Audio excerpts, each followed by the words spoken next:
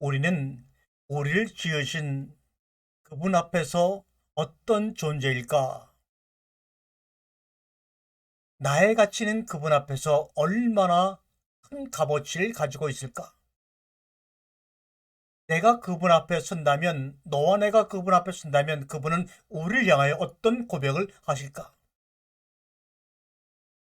많이 고민하고 고민했습니다. 그러나 우리는 한 번도 그분을 향하여 그런 질문을 던져보지 못했습니다. 왜요?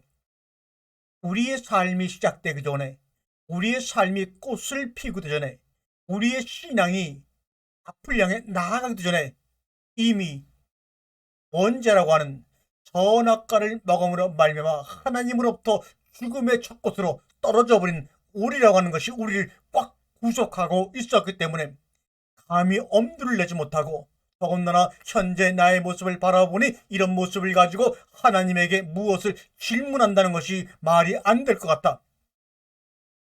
자유를 원하나 구속 가운데서, 사랑을 원하나 냉난 가운데서 잘못된 첫 단추를 첫걸음을 띄었던 우리의 인생들을 향하여 예수님을 말씀하십니다. 회개하라. 너희가 잘못된 가고 있는 발걸음의 방향을 돌려서 내가 제시하는 그 길로, 그 진리로, 생명의 길로 돌아오라고. 그 순간에 너희의 삶 속에 잊어버렸던 하나님의 낙원이, 하나님의 나라가, 잊어버린 기억이 회복됨으로 말미암아 너희는 은혜 가운데서 그분과 영생을 누리라고 말씀합니다. 우리는 누구든지 어떤 삶에 있든지 누구에게 어떤 판단을 받고 낮고 낮은 자리에서 숨어 있다 할지라도 여러분과 저는 바로 그분 앞에서 교환 불가능한 절대적인 존재들입니다.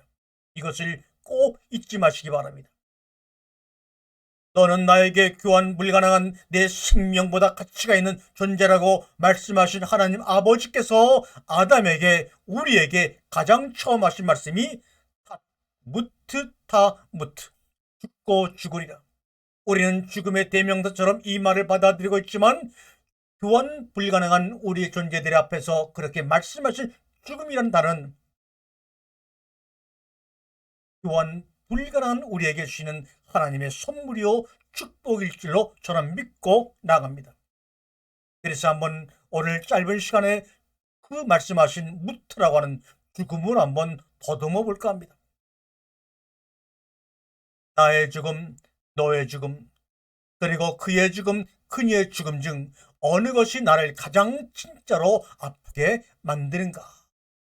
일단 나의 죽음은 예로 쳐야 합니다. 진짜로 죽는다면 나는 고통이나 슬픔 등 일체의 감정을 느낄 수 없기 때문입니다. 현실적으로 오래를 비통으로 몰고 가는 죽음은 너의 죽음, 그녀의 죽음일 수밖에 없습니다. 내가 너라고 불렀던 사람은 바로 교환 불가능한 사람입니다. 어느 젊은 부부가 사랑하는 아이를 교통사고로 잃었다고 한번 생각해 봅시다. 그 부부가 새로운 아이를 낳는다고 해서 그들의 고통과 상실감이 치유될 수 있을까요? 그럴 수는 없습니다. 바로 이 교환 불가능한 아이가 너를 상징하는 것입니다. 한편 그의 죽음이 우리에게 별로 고통을 남기지 않는 이유도 분명해집니다. 지금도 우리 주변의 사류에 수만 명씩 죽어가지만 그들과 그녀의 죽음들이 우리에게 어떤 감정도 일으키지 못하고 있지 않습니까? 왜요? 왜 그럴까요? 그는 교환 가능한 사람으로 우리에게 인식되기 때문입니다.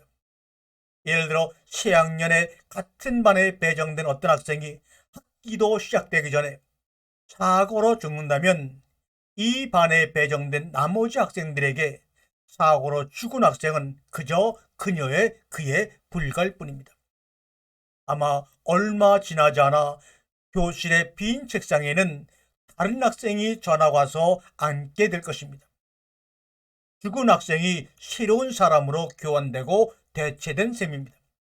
그러나 반대로 학년이 끝날 때쯤 같은 반 학생이 죽는다면 학급 전체가 슬픔에 갇혀 대성통곡을 할 것입니다.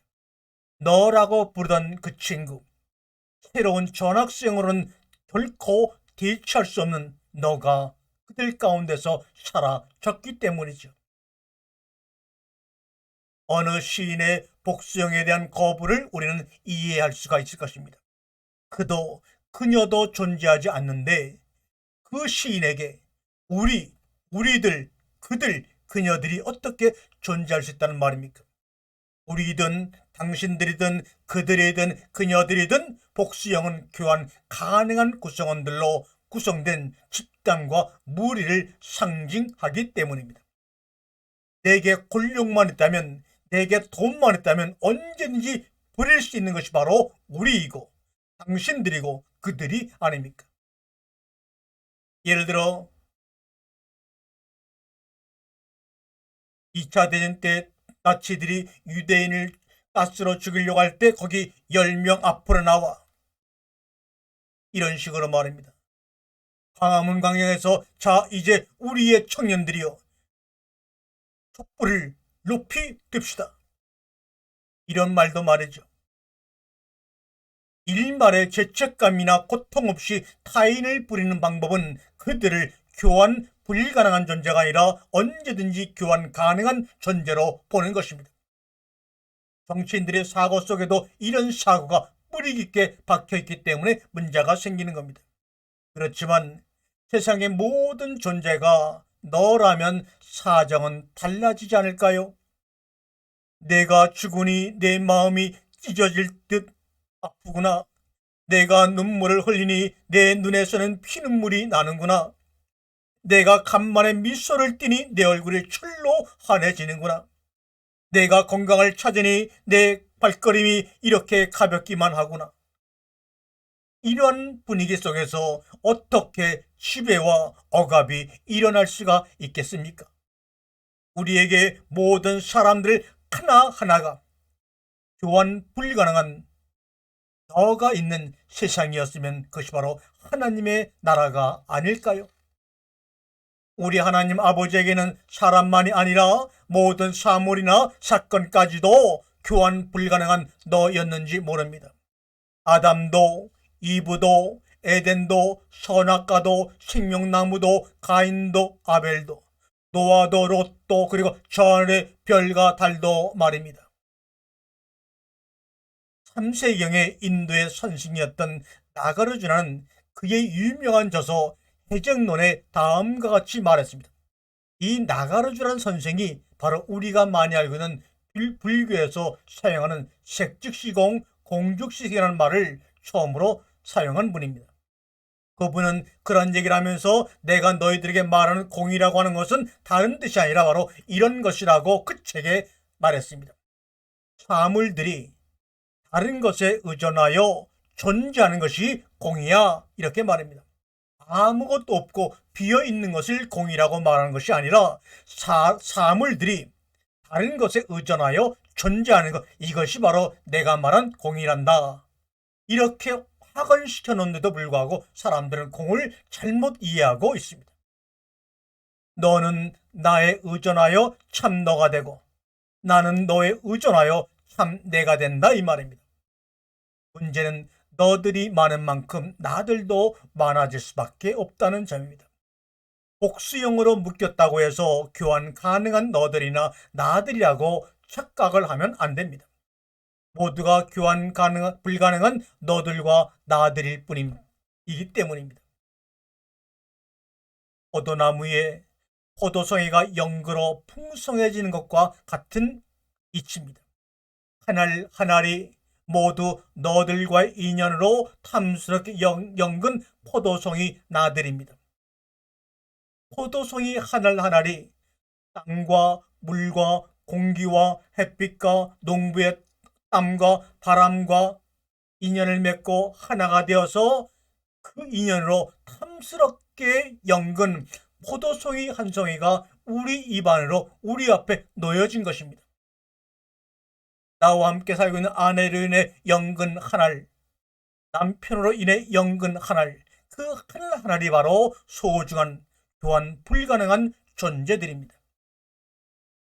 나와 너 정확히 말해서 나들과 너들로만 이루어진 세계는 이렇게 주님이 주신 피조 세계 가운데서 마음껏 펼쳐져 나가는 것입니다.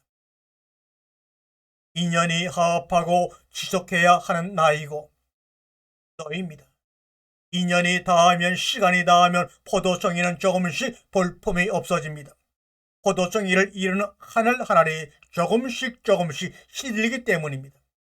나나 너나 플라스틱 조화가 아니라 하나하나의 생명을 가진 생화 한 송이와 같은 존재들입니다. 그런데 참으로 다행스럽게도 꽃잎이 한꺼번에 피는 일이 없듯이 한꺼번에 떨어지는 일도 없습니다. 한 잎 한 잎 피어나듯 그렇게 한 잎 한 잎 땅으로 떨어집니다. 한 잎 한 잎 새롭게 피어나니 생화는 어디에 붙들릴 게, 구속될 게 없는 자유로운 몸입니다. 한 잎 한 잎 조금씩 떨어지니 생화는 소유할 것도 없습니다. 구속과 소유로부터 가장 멀리 떨어져 있는 것이 바로 자유가 아닙니까? 이제는 플라스틱 조화들로 이루어져 서로가 서로에게 인연이 되어줄 수도 없고, 사랑이 되어줄 수도 없고, 격려가 되어줄 수도 없고, 그래서 어떤 변화도 없는 냉담하고 영원한 천국을 여러분 부러워하지 마세요. 비록 천천히 피기 시작해 한 걸음 나아가지만 우리의 영혼의 탄성을 울리는, 그리고 천천히 저물어가면서 우리의 탄식을 만드는 생화들로 가득 차 있는 세계. 처음에는 상냥한 타지만 나중에는 지옥과 같은 상실감을 제공하는 이 창조의 세계를 우리 모두 이 시간 박수로 환영을 해야 할 일입니다. 이것은 여기서 저기로 건너가는 길목이요, 이 차원에서 저 차원으로, 죽음의 차원에서 영혼의 차원으로 흙으로 지음받은 인간의 흙집이 하나님 말씀으로 새롭게 창조된 그 생명으로 건너가는 길목의 삶이기 때문입니다. 여러분과 저는 교환 불가능한 존재들로서 여기에서 저기로 건너가는 인생들을 위하여 땅에 엎드려 징검다리의 사명을 감당하는 자들이 되어야 합니다. 내가 교환 불가능한 너무나 귀한 존재들에게 나는 이 존재의 기쁨과 감격을 가지고 네가 나와 같이 저 세계로 건너가도록 나는 하나의 징검다리가 되겠다는 것이 바로 은혜의 삶을 살아가는 길입니다.